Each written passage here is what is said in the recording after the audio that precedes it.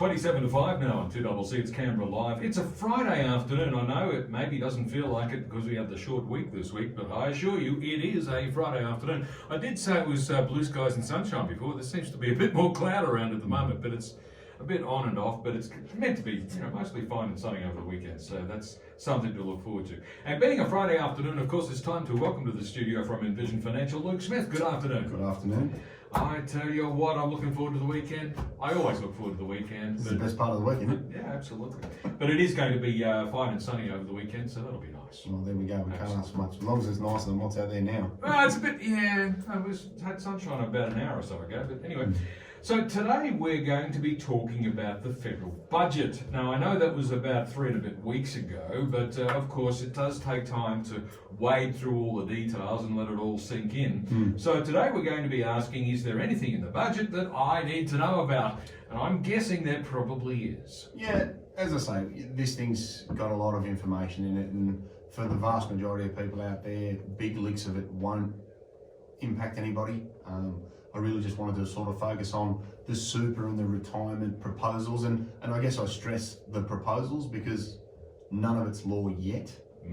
So this is more just bringing to people's attention what could happen. There were some things that will occur as part of other legislation that will be enacted sooner rather than later. There are other things that have been proposed that will come into effect from July 2022. So, for those out there that go, oh, I can do this now, don't race out and make contributions thinking the rules have changed in certain situations, because they may not have, and then you'll breach existing thresholds and you could cause yourself a significant amount of unnecessary tax. Okay, and of course the other thing to remember is that I just had a chat a little while ago with the lady from the Australian Association of Institute, I should say, of Superannuation Trustees, Eva Sheerlick, about the reform bill that's currently going through the Parliament.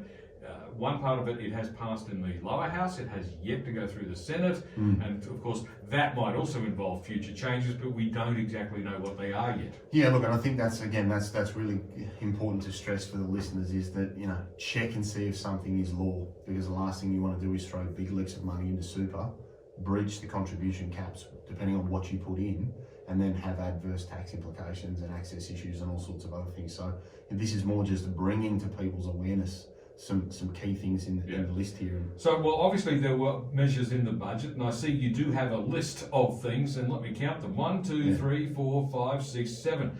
8 things. There we go. 8 things that are well worth paying careful attention to. Let's have a quick look at the more important ones. Yeah, so one of the proposals put forward was to remove the minimum threshold of $450 before you need to receive superannuation. So in the past, you had to earn at least that over a set period of time. I think it's a month, and you could receive superannuation payments on top of that. So they've proposed to remove that so that you can get superannuation guarantee payments from your employer on money sooner, which for younger people is great. Yeah. And this is for casual workers that may not work as enough hours to have previously qualified. Exactly. Now you'll be getting super money from your first dollar. Yeah, that's right. You'll be able to get superannuation guarantee, which, over time, it all adds up. These young thunder cats out there doing stuff, it's, and it's great they've got jobs, and I think they should be, rewarded for doing so and having some initiative and being out there having a crack. So, some of these are great, some of these are no-brainers, and some of them are fantastic depending on whether you're younger or older. So that one's are really good for people that are coming back in the workforce, or for younger people. The removal of the proposal for the removal of the work test for people 67 through to 74. So at the moment you can be up to 67 years of age, put money into superannuation. You don't need to meet the work test. In the past it was age 65, and the work test is 40 hours in 30 days in the year that you make your contribution to super. What they've proposed is that from the 1st of July 2022, they remove the work test altogether. Now, for people under the age of 74, that's fantastic for a range of reasons, because that would allow them to take advantage of the existing downsizer legislation. So let's say you've got this whopping great big place in Deakin, you're selling your house because property prices are crazy, and you go and buy yourself a much smaller place because you don't like gardening and you don't like the stairs because your knees, said no a number of years ago. You can take some of those proceeds, and at the moment the downsizer legislation says that you've got to be over the age of 65 to be able to use it. the limit there is $300,000 per person. So removing the need to meet a work test for older people is great, because they might be able to say, I sell my $3 million place in Deakin, I buy a $1.5 million place down the road, I put the money into superannuation. You can use the downsizer legislation. You could also make non-concessional contributions without having to meet the work test to put it into super. So it'll be a great way for people to have money that they've accumulated outside of super as they've got older, sold assets, won lotto, inherited things from parents, loved ones, wherever it's come from. They'll be able to add that to superannuation and then increase the value of tax-free pensions and things of that nature. So that's a great proposal that they've put forward. They've also put forward that the bring forward rules, so where you put money into superannuation and you don't claim a tax deduction, at the moment it's $100,000 a year or $300,000 in one go, and that's effectively 3 years brought forward. Yes. So you can put 300 in, but then you can't put any more money in for the next 3 years. You need to be able to be, at the moment, under 65 when you do that. If you're over 65, you don't have that 300 window. You just have to play with the 100 grand that you can do on an annual basis. Right. So they've proposed that with the removal of the work test, people will be able to use that 300,000. So to extrapolate on that example we had before, you could sell your home, 300 downsizer, 300 non-concessional. You could actually get a lot more money into superannuation, keeping in mind that the current limit of 100,000 will become 110 from the 1st of July. That's already in place and will be moving up. Like the $25,000 limit that we've talked about in previous shows, where we're claiming a tax deduction, that's going to increase from the 1st of July to 27,500. So that's one that the listeners can get proactive with from the 1st of July. And if you've got an existing salary sacrifice program in place, where you go to your work and say, hey, put X amount of my fortnightly income into super, you can tweak your numbers a touch, because you'll be able to get a little bit more into super over the 12 months going forwards. So that's another one that's already in play, and we know that they're going to be active from the 1st of July. So removing the work test is a positive. The minimum threshold for superannuation guarantee is a positive. The bring forward rules for people over the age of 65 is a positive. The other one that I think is absolutely fantastic and will have a lot of real life applications to the quality of people's, one, lifestyle, and two, retirement, is at the moment the downsizer rules state that you've got to be 65 years of age when you sell the place. They've put a proposal forward to reduce that to age 60, which is fantastic, because if you're between 60 and 65 and thinking about retiring, selling your home and not being able to get all the money into superannuation can be frustrating. You also may want to downsize in the current environment because prices are, mental. But you can't take advantage of that legislation, and you can't get the money into super. So bringing that age from 65 down to 60 is going to be a great planning opportunity for people to increase tax-free pensions, to help offset capital gain on other assets, to be able to split superannuation, diversify asset bases, and potentially fund their retirement a lot sooner, because they may have been holding out for age 65 to sell their home to get the money into super, where you don't have other space in other contribution thresholds. So I think that one's a really, really, really useful one that I think people will be jumping all over in light of crazy property prices, very cheap money. And again, this love affair of having no stairs in your house because your knees say no. Absolutely.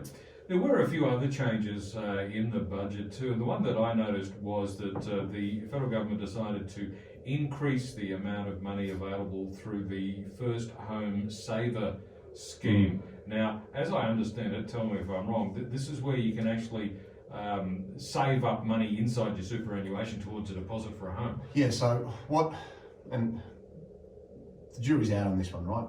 Yes. So let's say you're on the pro side, where you've made a voluntary contribution of your own money since 2017, you're able to pull out $15,000 a year or up to $30,000 since 2017 to use that money towards a deposit. What they've done is they've upped that threshold from 30,000 to 50,000. Well, because these days you need a bigger deposit than you did even just a couple of years ago. Exactly right. Now, there's two lines of thinking here. I can understand the argument that young people need to buy more expensive houses because the prices are crazy and Yeah. it's a good way to get a deposit. I can also look on the other side and say superannuation was always a vehicle to protect you effectively from yourself Yes.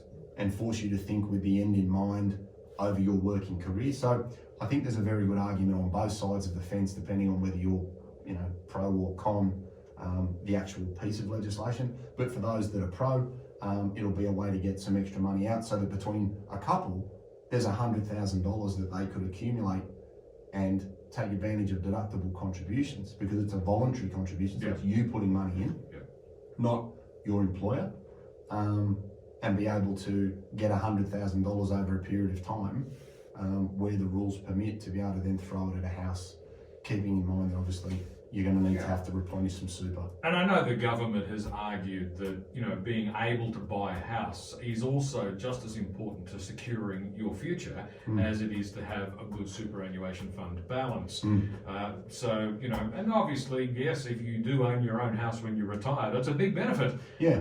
As I say, there's a very good argument on both sides of the fence with this one, but I think it just gives younger people the flexibility to be able to have that ownership and have access to that ownership that they may have to delay for a significant period of time in light of limited wage growth and the impacts of COVID and things like that, and coupled with cheap money and crazy house prices, it's making it really quite hard for younger people. Certainly is making it hard for everybody, I can Yes. tell you, Well, not just yeah. younger people. Correct, exactly right. And there's been a change or proposed change to the residency test for a self-managed super fund. Yeah, so this is probably one where they've thought about the self-managed super fund community, which has a large proportion of the retired wealth in this country.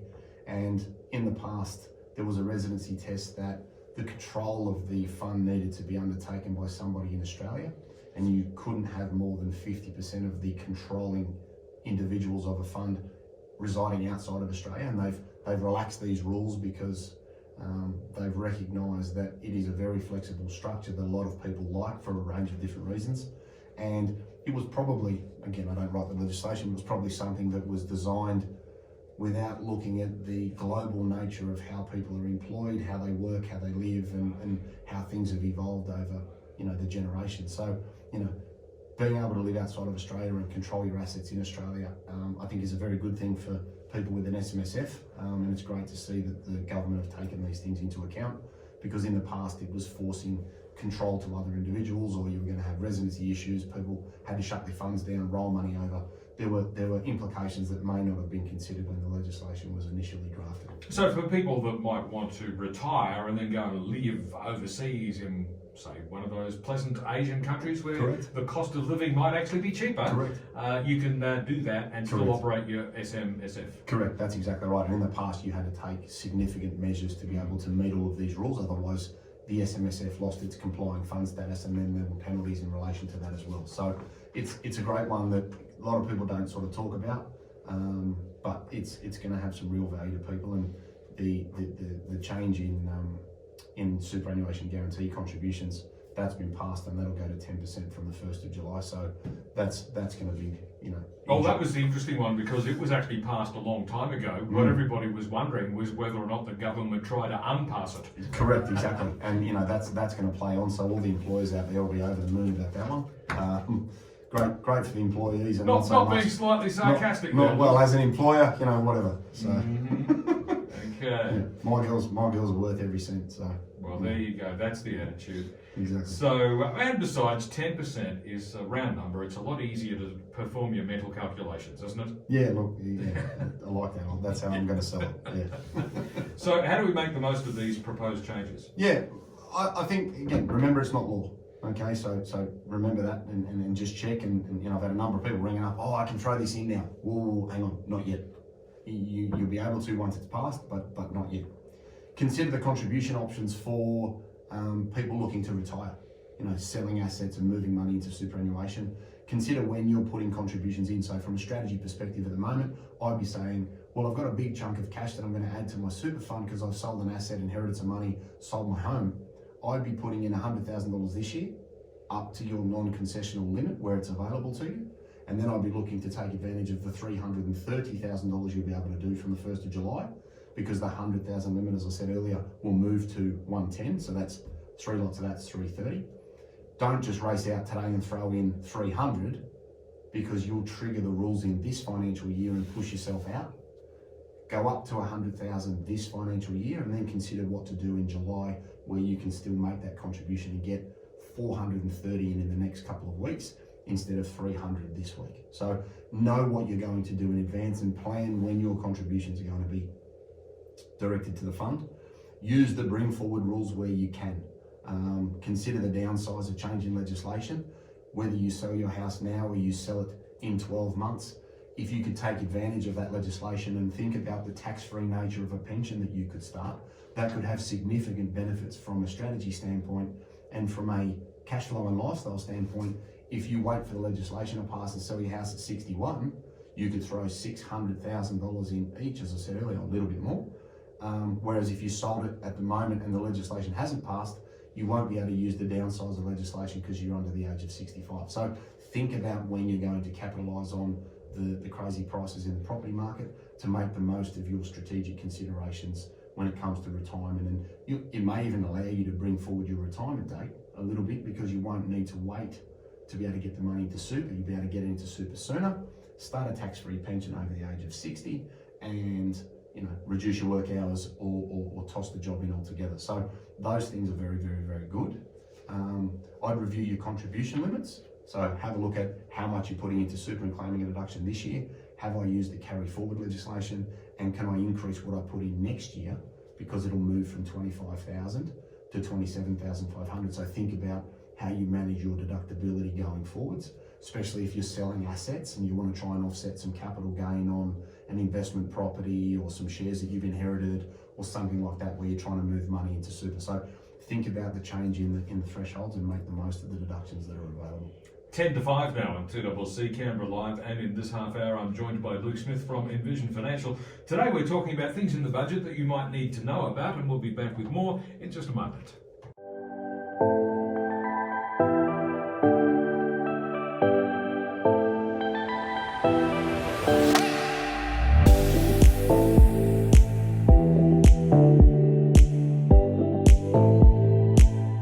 It's about 6 minutes to 5 now on 2CC, and with me in the studio, Luke Smith from Envision Financial. Today we're talking about what's in the budget that I need to know about, and we've covered a fair whack of stuff already. So, Luke, we're at the point where we need to consider our strategy. Yep, and as we said before the ad break, there's key things that people can consider there and take out and run with. But review your plans early. July will be here in the blink of an eye, and you want to make sure that you've made the necessary contributions before the end of June to maximise what you do going forwards. Consider selling assets and trying to offset capital gains with contributions and maximise how much goes into superannuation. Review your capital gains tax position, especially leading into 30 June. If you've got some carried forward losses, look to try and sell those and lock them in to try and help with capital gains down the road. Because when you're considering the CGT implications of something, it's in the year of sale, so be aware of what you're doing with your assets moving forwards. Consider what's outside of superannuation. Am I going to try and move it in? You can move money into super by transferring the asset, which is called moving it in specie, which just says its current form, or you can sell and buy back. Use the bring forward rules in relation to the deductions leading into 30 June. So if you've got some concessional cap space that you haven't used up to 25,000 from the 2018-2019 year onwards, look at that. And then going forwards, review your salary sacrifice to take advantage of that little bump from 25 to 27,500 to maximise what you do over the next 12 months before we end up here and go, wow, where did that year go? Oh, well, they do go quickly. And of course, the most important thing to remember is that, yes, if you might have heard of changes that were announced in the budget, don't assume that they're already in effect, because they probably are not yet in effect. Some of them start next year, not this year. Correct. Some of them will only start if they pass the Senate, and so forth and so on. So the bottom line there is check with your advisor. Yeah, just don't assume, because that makes a backside out of all involved. I'm not sure we can say it on the radio, but it's almost as good as the one I had this week. Well, in Australia, the word ass is actually a small donkey, so I'm sure you're allowed to say that. There you go. Although I did have someone made me laugh this week. We were talking in an appointment about retirement, and the young lady turned to her husband and said, I don't really want to stay home And I said, oh, why is that? You like your job? And she said, no. Retirement is twice as much husband and half as much money. So she said, I'm going to stay on in the workforce, he can retire, because I married him for love and not lunch. So I thought that made my week this week. So twice as much husband, half as much money. Yeah, well, so. okay. Well, the missus wants to stay active in the workforce. Fantastic. That's it. The mister, he can retire and potter around at home. I guess that means he gets stuck with doing the dirty dishes. Well, that and probably golf 3 times a week. So If he's a good boy. It's not a bad sell. Indeed. All right, so if we want more information, Luke, where do we go? Yeah, so 62604749. That's the office number. So give Barb and Elka a ring, and they can make a time for you. Envisionfinancial.com.au on the internet. We've got the knowledge centre there. You can look at a raft of technical information if you're that way inclined. We've got the podcast, The Strategy Stacker, which is on Spotify and iTunes, and we've got the YouTube channel that you can subscribe to, Envision Financial Canberra, where we record the show and you can watch it on your iPhone and pause it, write some notes, and you don't have to read anything, which I'm finding is the highlight for most people, because they just like to watch and listen and take some notes and not have to read anything. So Fantastic stuff. Beautiful. We'll catch you next Friday. We will. See you soon. Luke Smith from Envision Financial on 2CC.